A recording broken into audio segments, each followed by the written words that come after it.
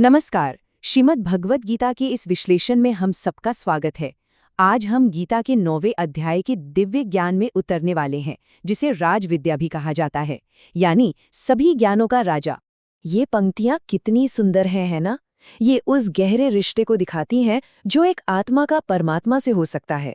और सच कहूं तो यही अध्याय 9 का मूल सार है। ये एक ऐसा निजी, ऐसा गहरा रिश्ता है जो मांगने और देने की दुनिया से बहुत बहुत ऊपर है। अक्सर ये सवाल मन में आता है कि गीता की बातें इतनी दार्शनिक हैं, इतनी गहरी हैं, इन्हें अपनी जिंदगी में उतारना बहुत मुश्किल लगता है। और इसी उलझन में कई बार ये आध्यात्मिक यात्रा बीच में ही रुक सी जाती है। पर देखिए, ये ज्ञान एक बीज की तरह है। अगर इसे सब्र और लगातार चिंतन से सींचा जाए ना, तो ये दिल की जमीन पर जरूर अंकुरित होता है। तो चलिए इसी रहस्य में थोड़ा और गहरे उतरते हैं। अध्याय 9 की शुरुआत ही होती है भगवान श्री कृष्ण के एक बहुत ही गुप्त ज्ञान के खुलासे से। और वो कहते हैं कि ये ज्ञान सिर्फ अर्जुन जैसे ईर्ष्या रहित और लायक सुनने वाले के लिए ही है। इस ज्ञान को राज विद्या कहा गया है, मतलब सभी विद्याओं का राजा। क्यों? क्योंकि ये कोई मामूली पढ़ाई लिखाई नहीं है।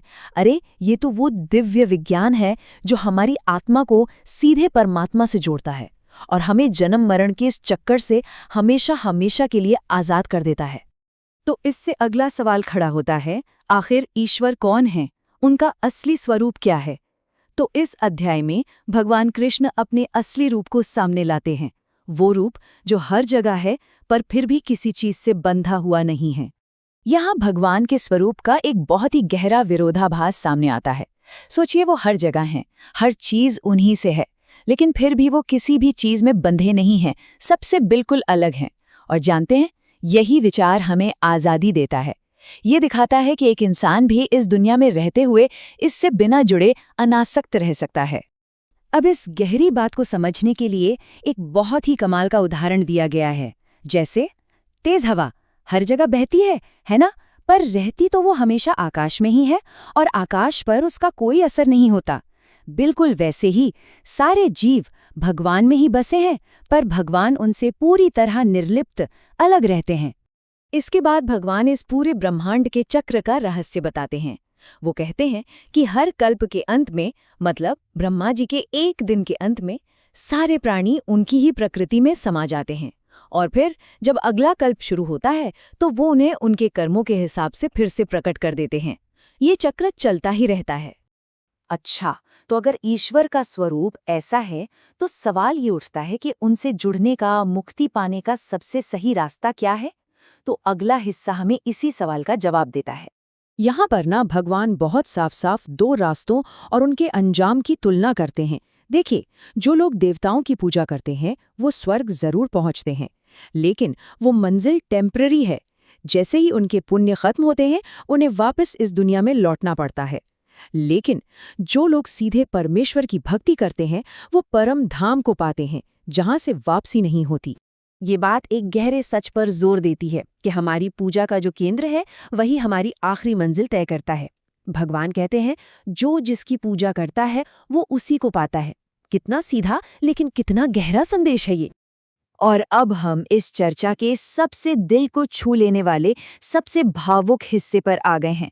ये वो हिस्सा है जो एक साधक के मन के सबसे गहरे डर को दूर करता है। क्या मुझे स्वीकारा जाएगा? क्या मुझे मोक्ष मिलेगा? इसकी शुरुआत होती है भगवान के एक बुनियादी वादे से कि वो किसी के साथ भेदभाव नहीं करते। लेकिन जो लोग भक्ति के साथ उनकी शरण में आते हैं, उनके साथ भगवान का एक बहुत ही खास रिश्ता बन जाता है।